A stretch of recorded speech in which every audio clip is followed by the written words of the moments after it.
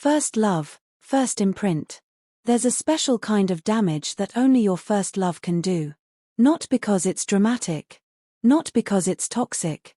But because it's formative. First love doesn't just break your heart. It teaches your heart how to break. And when I met him, I had no idea I was letting someone write the blueprint for how I would love, and how I would hurt, for years to come. We were teenagers. High school kids with too much time and not enough self-awareness. We didn't fall in love the way movies show it. There was no lightning strike. No dramatic moment. It was quieter than that. We bonded over humor. Not normal humor. Not haha that's funny humor. It was our humor. Inside jokes that made no sense to anyone else. References stacked on references. A language that only worked if you were fluent in us. That kind of humor creates intimacy fast. It tricks your brain into thinking you've found someone rare. And maybe, at that age, we had. We dated on and off through high school. Breaking up. Getting back together. Pretending we were more mature each time. Every breakup felt temporary. Every reunion felt inevitable. We weren't dramatic, just young and deeply attached. When we went to college, nothing really changed. Same rhythm. Same comfort. Same jokes. Except now, we were adults. Or at least, we thought we were. By then, we had history. Years of it. And history has weight. When you've been with someone long enough, you stop asking if you should stay and start asking how you could ever leave. We were each other's first everything. First love. First heartbreak. First person who knew how to calm us down and how to ruin our day. That kind of bond feels sacred when you're young. Like it deserves protection at all costs. So when we got engaged, it didn't feel rushed. It felt expected. Like the next box you check when you've been together long enough. He was a year older than me. Already done with school. Ready for real life. I still had a year left. But we were traditional back then. Or maybe just obedient to the idea of tradition. You meet. You date. You get married. You start a family. That was the plan. I was already buying bridal magazines. Years before the wedding would even happen. I circled dresses I'd never wear. Venues we could never afford. Centerpieces that screamed Pinterest before Pinterest. I imagined the day constantly. The dress. The vows. The life. Not because I knew who I was. But because I thought marriage would tell me. Looking back now, that's the part that hurts the most. I didn't want him specifically.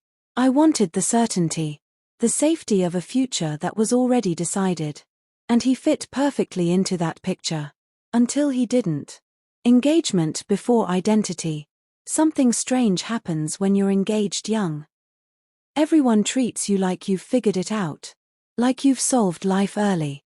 People smile differently at you. Talk to you like you're ahead of schedule. And part of you believes them. I didn't question much at first. But during my senior year of college, something shifted. Not suddenly. Gradually. Like fog lifting. I started paying attention to the world around me. Politics. Power. Responsibility. I wasn't just studying anymore, I was thinking. Who has power? Who doesn't? Why? I got more politically active. More vocal. More aware. It felt like my brain was finally waking up. And that's when the cracks started to show. We were no longer growing together. I was growing away. The moment that crystallized everything came during the 2004 election. George W. Bush was running for his second term. I cared deeply about it. I read. I debated. I worried. The future felt heavy and important. One night, I asked my fiancé who he voted for. He said Bush. I remember pausing. Not angry yet. Just confused. I asked why. And he laughed. Then he said it. My mom said she'd make me a sandwich if I did. That was it. No ideology. No thought. No awareness. Just a sandwich. Something broke in me. Not loudly. Internally. I realized I wasn't engaged to a partner. I was engaged to someone who let life happen to him. And suddenly, every future I imagined felt wrong. I didn't want to raise kids with someone who outsourced thinking. I didn't want a life built on convenience and obedience. I felt sick. That night, I lay awake staring at the ceiling, feeling like I was betraying something sacred just by thinking these thoughts. First love guilt is brutal. You feel ungrateful for outgrowing something. But growth doesn't ask permission. And within weeks, I ended it. I broke off the engagement. I was devastated. But also, relieved.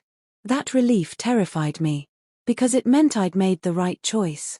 Even when it hurt. When you leave your first love, you don't just grieve the person. You grieve the life you imagined. And the cruel part. The world doesn't pause while you grieve. By the end of my senior year, he'd found someone new. Someone younger. Someone eager. Someone who wanted marriage and kids the way I used to. And he proposed quickly. Too quickly. Watching him move on felt like being erased. Like all those years meant nothing. Like I'd been replaced with a newer model of myself. I told myself I was fine. I wasn't. While studying for my nursing boards, I found myself checking their wedding plans. Not obsessively. Just, occasionally. Late at night. When the world was quiet. When the doubts were loud. And then one night. I saw it. Their wedding registry. I clicked through the items mindlessly. Plates. Towels. Appliances. Nothing felt like him. Nothing felt like us. Until suddenly. There it was. A welcome mat. With one word. Leave. And I laughed. Because for the first time in months, I recognized him again. And in that moment, I knew exactly what I was going to do. Watching yourself be replaced. There's a very specific kind of pain that comes from watching someone move on quickly after you leave. Not because you want them back, but because it forces you to confront a terrifying possibility. That maybe you were never special. That maybe you were just convenient. I told myself I was fine. I told myself I was strong, independent, evolved. But when I heard he was engaged again, already it hit me in the chest like a physical blow. Engaged. The word echoed. He didn't grieve. Didn't pause. Didn't hesitate. He just replaced.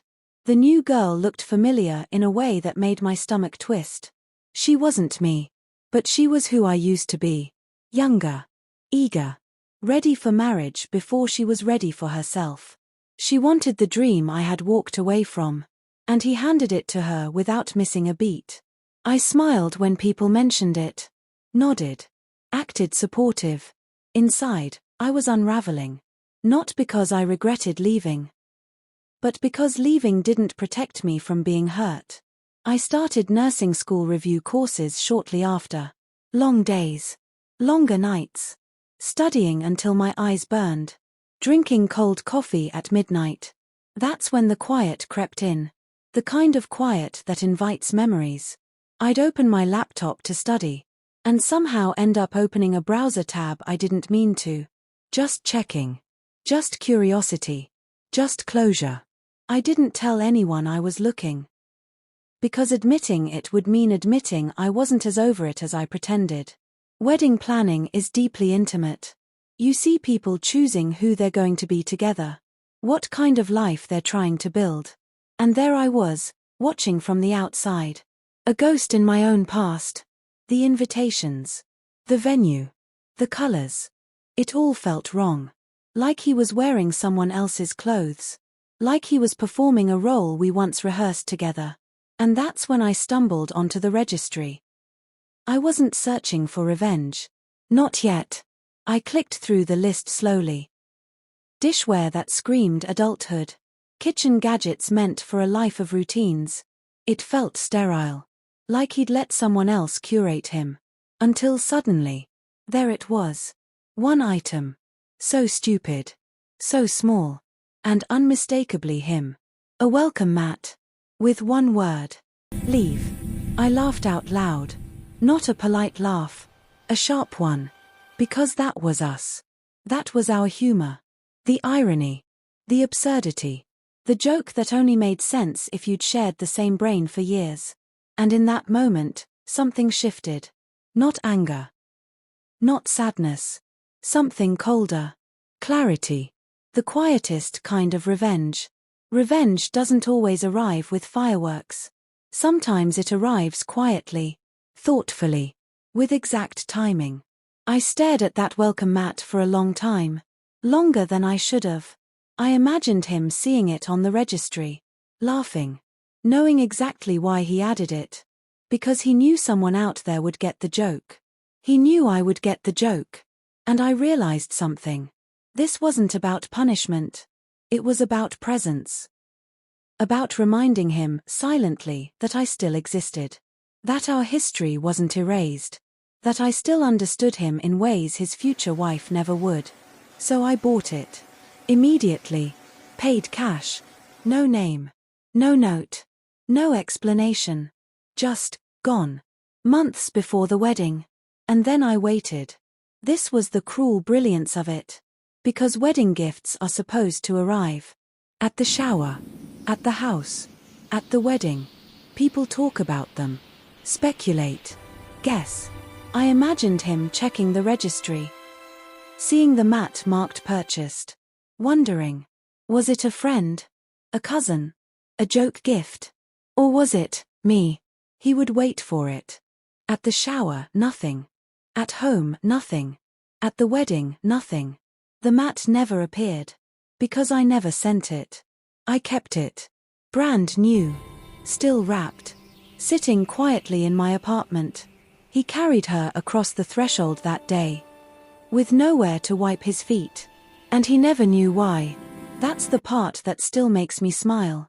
Not because it hurt him. But because it haunted him. Revenge doesn't always need to scream. Sometimes the loudest message is silence. The gift that never arrived. Life doesn't pause after moments like that. It just keeps moving. Slowly at first. Then all at once. After the wedding came and went, I stopped checking. No more registry updates. No more curiosity clicks at midnight. I graduated. Passed my boards. Started working. Real work. The kind that leaves your feet aching and your brain humming long after you clock out. Nursing has a way of grounding you. You see people at their rawest. Fear. Love. Regret. You learn very quickly that life doesn't care about fairytale timelines. And somewhere in that process, the sharpness dulled. Not the memory. Just the pain. Years passed. I fell in love again, but differently. Not with fireworks and fantasy. With steadiness. With someone who didn't need a sandwich to make decisions. Someone who asked questions. Listened. Changed. Sometimes, late at night, I'd remember the mat. Still wrapped. Still unused. Sitting in the back of a closet like a time capsule. I thought about throwing it away. Donating it. Letting it go. But I never did. Because it wasn't about him anymore. It was about me. About a younger version of myself who learned, painfully, that loving someone isn't the same as being understood. That sharing history doesn't guarantee shared values. That walking away can still hurt. And still be the right choice. People like to call this kind of thing petty, small, immature. And maybe it was. I was 21. Heartbroken. Disoriented. Still figuring out how to exist in a world that didn't revolve around weddings and promises. But here's the truth no one likes to say out loud. Sometimes, petty revenge isn't about hurting the other person. It's about reclaiming your voice. About taking one tiny moment back when you felt invisible. I didn't ruin his life. I didn't sabotage his marriage. I didn't even confront him. I simply left a quiet echo behind. A question mark he could never answer. And maybe, just maybe, every time he stepped into that house, something felt slightly unfinished. Something missing. A joke that never landed. A gift that never arrived. Years later, someone once asked me if I felt bad. I thought about it. Really thought. And I realized something surprising. I didn't feel proud. I didn't feel guilty. I just felt amused. Because life has a funny way of balancing itself. We all carry small, strange stories like this. Little acts we never talk about. Moments that don't define us, but remind us who we were. That mat. I eventually used it. Not at my front door. At the back. Where muddy shoes land. Where guests don't see it immediately. It's worn now. Faded. But still legible. Still says, leave. And every time I see it, I don't think of him. I think of the girl who realized she deserved more. And walked away. Quietly. Clapperboard final reflection, outro tone. Revenge doesn't always need witnesses. Sometimes it only needs timing. And sometimes, the best closure comes from knowing someone waited forever for something you never intended to give.